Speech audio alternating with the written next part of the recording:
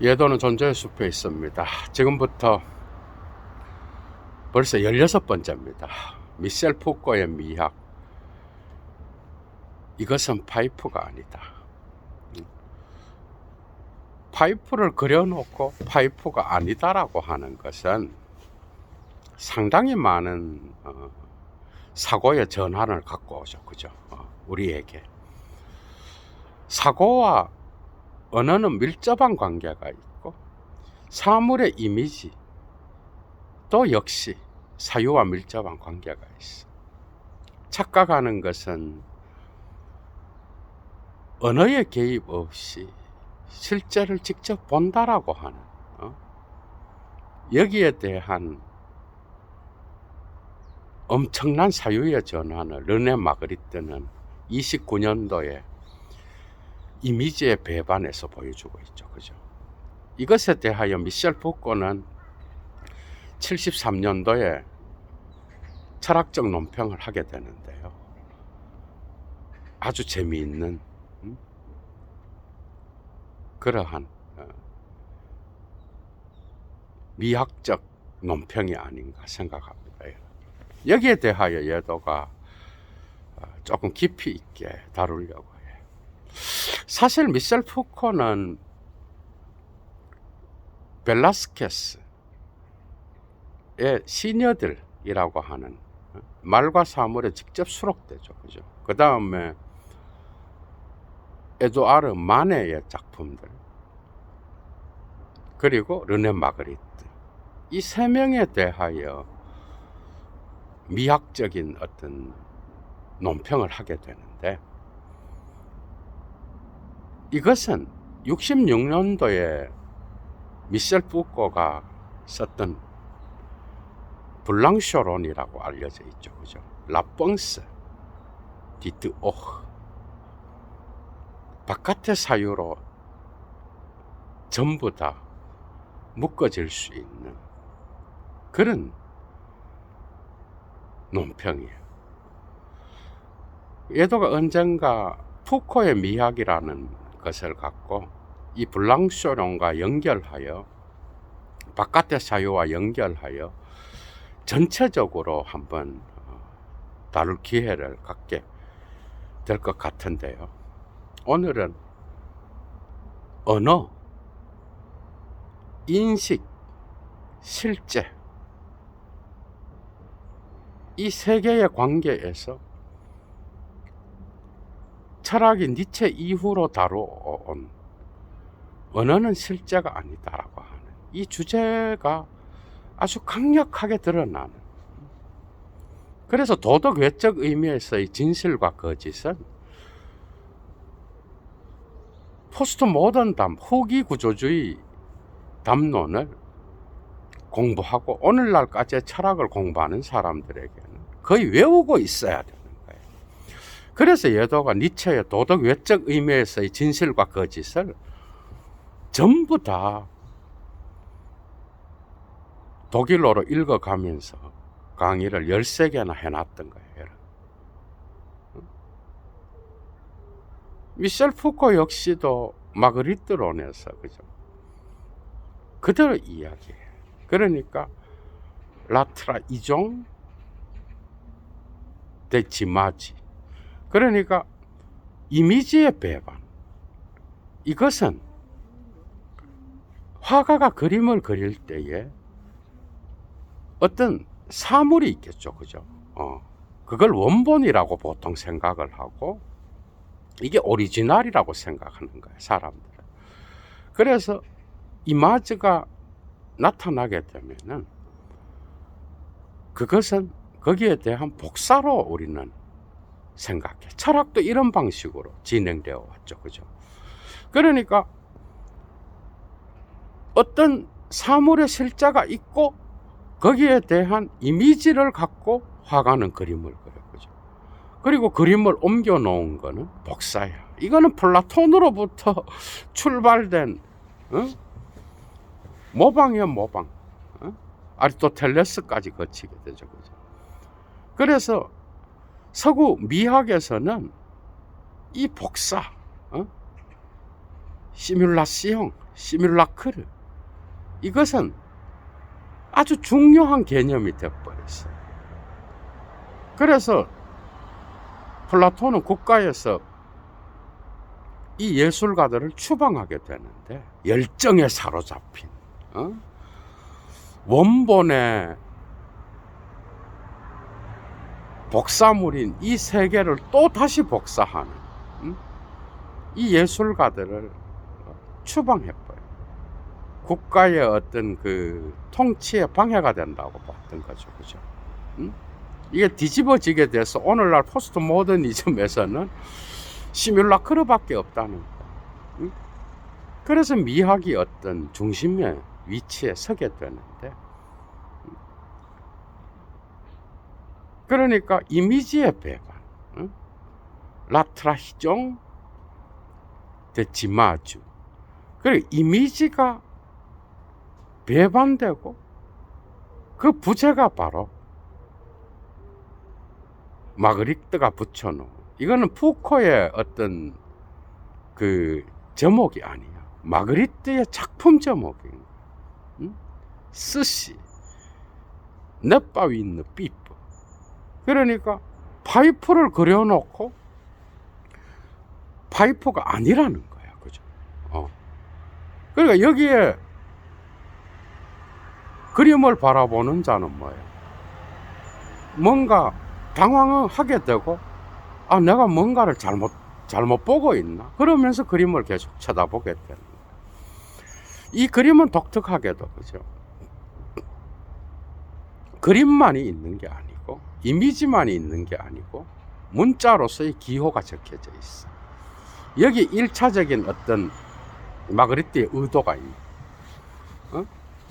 그러니까 언어와 이미지는 일치할 수 없다라는. 언어는 결코 이미지를 잡아낼 수 없어. 원본은 둘째치고 이미지도 잡아낼 수 없는 거야. 원본의 복사물인 이미지를 결코 언어는 표현해낼 수 없다는 거야. 여기에 마그리트의 그림에서 뭐예요? 이것은 파이프가 아니다. 스시 네빠윈 삐뿌라고 하는 이 불어 기호 문자는 끊임없이 그 그림 자체에 구멍을 내면서 바깥으로 탈출하게 되는 그런 지점이 나타나는 거죠. 그죠? 그런데 더 나아가서 이 파이프를 직접 보고 원본이 있었겠죠. 그죠? 이 원본을 보고 파이프를 그렸다 이 말이에요. 그럼 원본의 실제와 실제 파이프와 이 그림에 들어있는 파이프도 일치하지 않는다.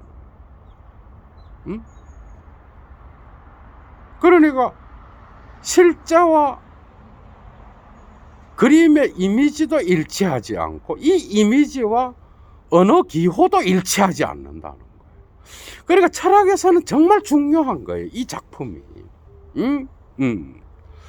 마그리트는 미셸 푸코가 1966년도에 레모에 레쇼즈, 말과 사물, 모닝빵처럼 팔려져 나간 이 작품을 읽게 되죠. 그죠?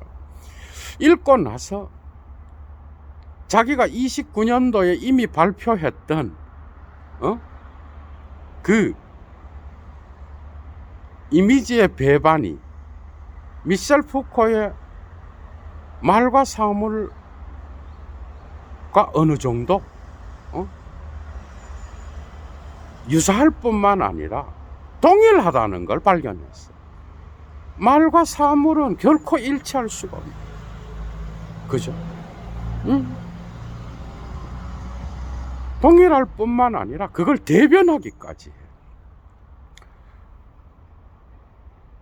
말과 사물 25페이지 정도에 가면 푸코는 음표적인 것과 그 다음에 시각적인 것, 이게 이제 사실적인 것, 사물적인 거겠죠. 그죠? 시각적인 것과 음표적인 것을 구분합니다. 그래서 두 개는 결코 일치할 수가 없어. 그러니까 보이는 가시적인 것, 눈으로 보는 것과 음표적인 것, 담론의 질서 안에서 표현된 것은 결코 동일한 지점을 찾아낼 수 없는 거예요. 그것을 우리가 니체가 가르쳐 준 것처럼 은유로 보든 그 이미지를 실제의 이미지에 가까운 복사로 보든 그것을 무엇으로 보든 두 개는 만나는 지점이 없어. 왜? 음표적인 것은 언제나 통사론으로부터 나오거든. 이게 이제 소시르의 랑그 개념이겠지. 그래서 소시르를 또 알아야 되는 거예요. 재미있죠, 그죠?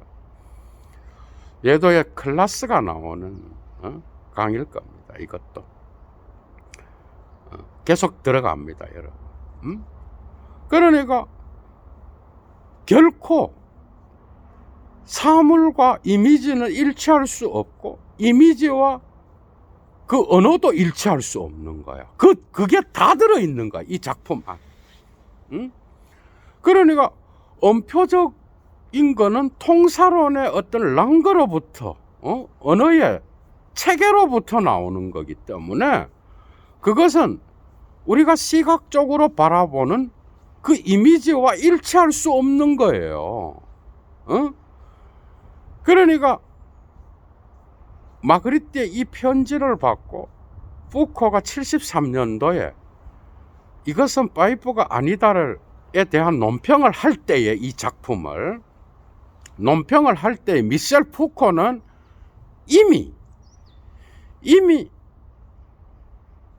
두 개의 중요한 단어를 구분하기 시작해요. 말과 사물에는 구분하지 않아. 각 시대마다 달라지는 에피스테메를 이야기하잖아요, 푸코가. 그러니까 르네상스 시대에는 유사, 르성블랑스.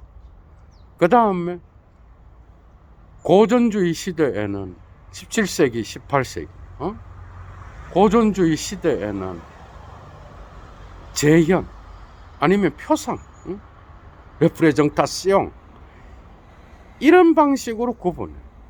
그런데 이 유사라고 하는 르네상스 시대의 거울과 같이 비춰지는 벨라스케스의 그 작품을 분석하면서도 나타나잖아. 그 그림 안에 거울 속에 왕과 왕비가 있잖아, 그죠? 그러니까 르네상스 시대의 어떤 그 에피스테메의 특징은 유사성이었어. 이 르성블랑스와 불어의 또 다른 단어 시밀리티드가 있어. 이걸 구분하지 않았어. 그런데 마그리트론에서 이걸 구분합니다. 그러니까 마그리트가 66년도에 말과 사물을 읽고 푸코에게 편지를 써요. 자기의 라트라이종 데치마즈, 그러니까 이미지의 배반, 이것은 파이프가 아니다라는 작품과 함께 거기에 대한 긴 논평을 쓰는데 자기는 유사를 이야기하려고 그랬지 단정을 이야기하려고 그랬지 않았다. 그러니까 단정은 뭐예요? 어떤 이미지에 대하여 언어로 그것을 사유로 붙잡아서 그것을 확정한다는 거예요. 확정을 거부하는 거예요.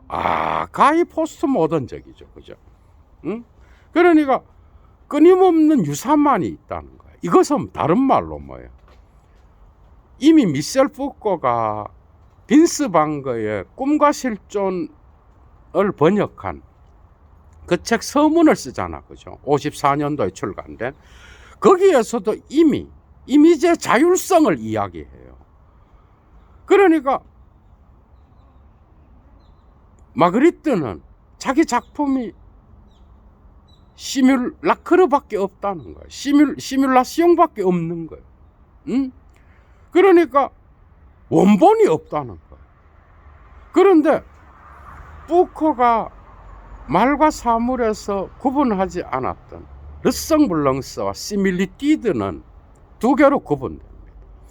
앞에 르성블랑스는 고전주의 시대와 르네상스 사이에서, 그죠?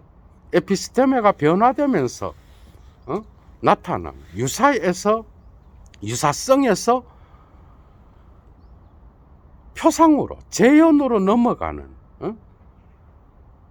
그 시대, 그죠? 그 시기를 나타내는 그 유사성은 르성블랑스. 그러니까 르네상스의 에피스테메의 특징인 이 르성블랑스는 원본이 있는 거야. 모델이 있는 거야. 원본에 대한 유사. 그러니까 유사라는 건 뭐야? 두 개가 있어야 되잖아요. 그러니까 원본과 복사가 있어야 되는 거야. 그죠? 그러니까 원본과 복사가 있어야 두 개가 유사하다고 우리가 말하는 거잖아. 그런데 이 르성블랑스를 시밀리티드와 구분해. 이 뒤에 게 이제 마그리트 작품에서 나타나는 유사성이라고 푸코는 이야기해. 응?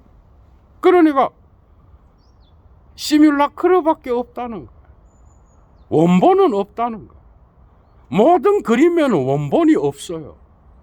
왜? 그런데 이거는 그림에만 적용되는 게 아니야. 그래서 철학적 논평이 중요한 거야. 우리가 바라보는 실제는 분명히 존재하죠. 그죠? 얘도 앞에도 존재의 숲에 나무와 새와 그 다음에 풀들이 보이잖아요. 실제가 있어. 그죠? 있는데 얘도 얘 눈으로 바라보는 것은 이미지야. 우리 인간의 이미지와 만나는 거야. 그런데 그 이미지는 동일하나요? 아니. 매일 동일한 숲을 보지만 그 이미지는 매일 달라. 우리가 그냥 시각적으로 보는 것 자체가 이미 이미지인 거예요. 우리는 실제와 만날 수 없어요. 그죠? 실제는 있지만 만날 수 없어. 우리는 우리의 눈을 갖고 우리의 신체를 갖고 저거를 이미 복사하고 있는 거예요. 그러니까 우리가 마그리트의 그림에서 이것은 파이프가 아니다. 우리가 실제 파이프를 보더라도 그것은 나의 이미지를 갖고 그것을 사유하는 거예요. 거기에 언어가 개입되는 거예요. 그러니까 언어 실제 사유 사이에는 어떤 일치도 없는 거야. 그죠? 그러니까 유사성에는 단정이 들어올 수가 없어. 확정이 들어올 수가 없어. 단지 계속 닮음만이 존재하는 거야. 이게 그림의 특징인 거야. 응?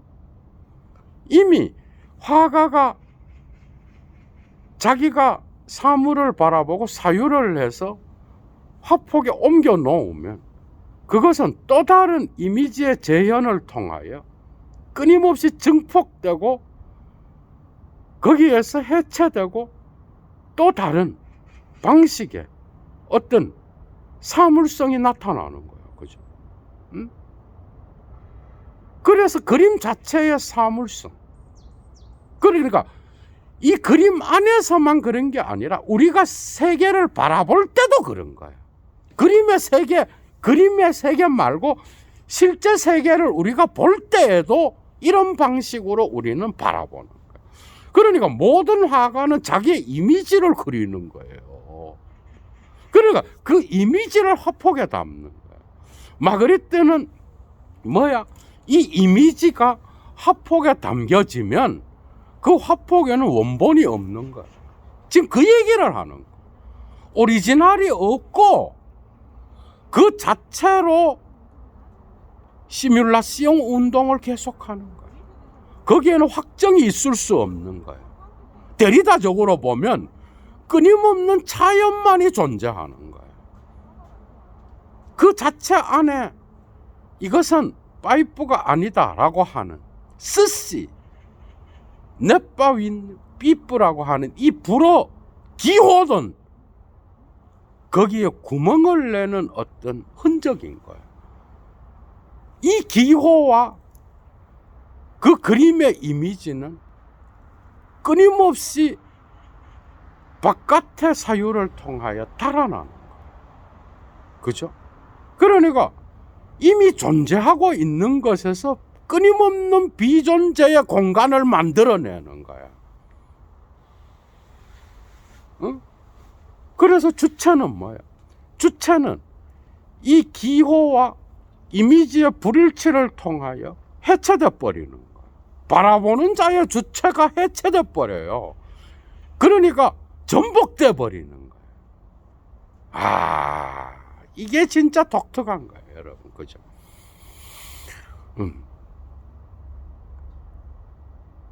그래서 푸코는 시밀리티드라고 하는 이 유사성의 개념을 마그리트에게 적용시키면서 이것은 원본도 없고 모델도 없으며, 그러니까 고전주의 이전의 르네상스 시대의 에피스테메의 특징으로서의 그 르성블랑스의 유사성과는 다른 점이 원본과 모델이 없는 거예요. 단지 시뮬라크르만 존재하는 거예요. 복사만이 있는 거예요. 복사가 진짜인 거예요. 응? 이런 것들이 이제 들레즈에게도 영향을 미쳤죠.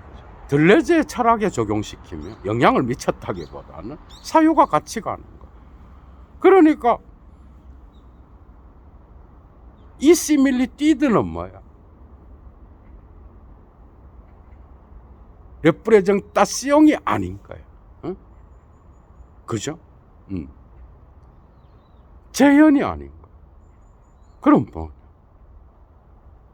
레페티시옹, 반복인 거예요. 들레즈의 반복이 여기에 속하는 거예요. 그러니까 실제가 여기에 들어와서 뭔가를 자기가 본 것을 상상하지만은 화가도 이미지를 그리고 그것을 바라보면서 생각하는 관람자 역시도 자기가 바깥으로 끌어온 이미지를 여기에 대입시키는 거야. 다 이미지인 거야. 이미지는 끊임없이 배반되는 거야.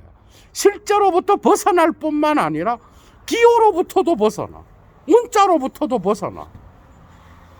응? 이 미끄러짐 안에서 주체는, 그죠? 이 이미지에 의하여 해체돼 버려요. 왜? 매 순간 볼 때마다 그때마다 다른 방식으로 이미지는 나타나거든. 그러니까 이 화폭의 표면 위에는 뭐예요? 시뮬라시옹밖에 없는 거예요. 시뮬라크레의 운동밖에 없는 거예요. 응? 어떤 것도 여기에 개입될 수 없는 거예요. 오직 닮은 것, 유사한 것만이 존재하며 이 유사한 것을 확정하는 것은 거부될 수밖에 없는 거예요. 이런 독특한 사실적인 것을 표현하지만은 그 표현이 그림으로 옮겨졌을 때 끊임없이 자기만의 운동을 통하여 닮음을 계속해서 창조해내는, 이게 마그리트의 작품 세계의 독특성이잖아, 그죠? 닮음만이 존재하는. 그래서 이 닮음을, 이 유사한 것을 확정하려고 하고 단정하려고 할 때에 그것은 불가능하다는 것이 나타나. 그래서 끊임없는 바깥의 어떤 그림과 그림 밖과 안과 밖의 어떤 교차점을 통하여, 그리고 그것을 바라보는 자의 상상력을 통하여, 그죠? 어디에서도 일치점을 찾을 수 없는 그러한 운동이 있다. 그러니까 원본은 생각하지, 그러니까 마그리트가 최초에 생각한 그 파이프도 원본이 아니에요. 원본은 없어. 응? 그래서 니체가 습작처럼 썼던 그 도덕 외적 의미에서의 진실과 거짓에서 니체는 사물과 언어는 일치할 수 없는 거예요. 사물은 언어가 아닌 거예요. 이미지도 실제가 아닌 거야. 그죠? 응? 그러나 인간은 뭐야? 인간은 실제를 접할 때의 이미지를 통해서만 접할 수밖에 없는 거죠. 응? 이미지가 1차적인 거예요. 그러니까 마그리트가 보여준 게 뭐예요? 그 그림 안에서의 초현실주의는 우리의 삶 안에서 우리가 세계를 보는 방식도 이렇다라는 거예요. 응? 여기서 해석학적 논의로 들어갑니다. 최초의 마그리트가 그 그림을 그릴 때 29년도에 작품이니까 그릴 때 어떤 원본이 있었다고 합시다.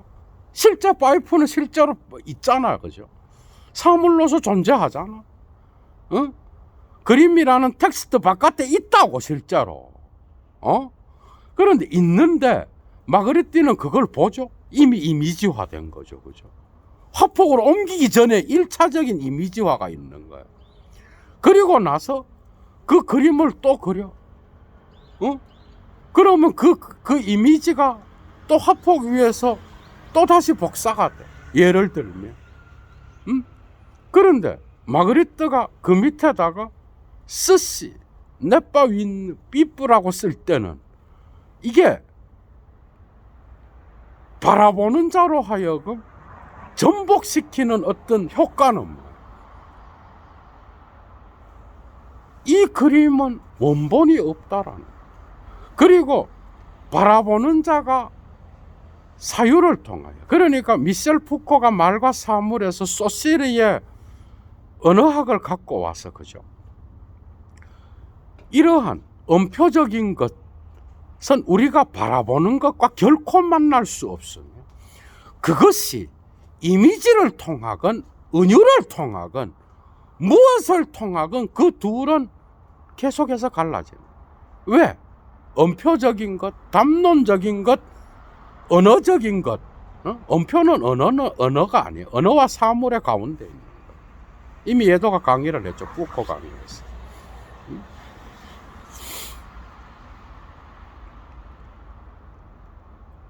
소시르와 갈라지는 지점이 그건 거예요. 음표 개념인데,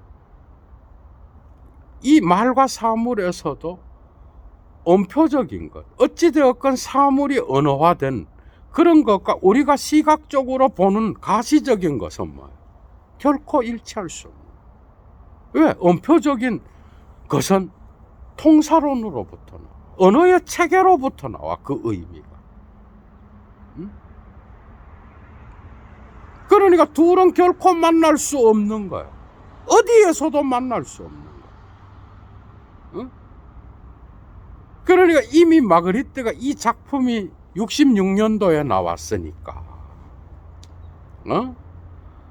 벌써 몇십 년이 지난 거잖아. 그죠? 29년도 작품이니까 35년이 지난 시기에 이 작품을 읽었는데, 자기 작품 세계와 동일한 것, 이미 자기가 사유해서 이야기했던 거를 푸코는 말과 사물에서 이야기하고.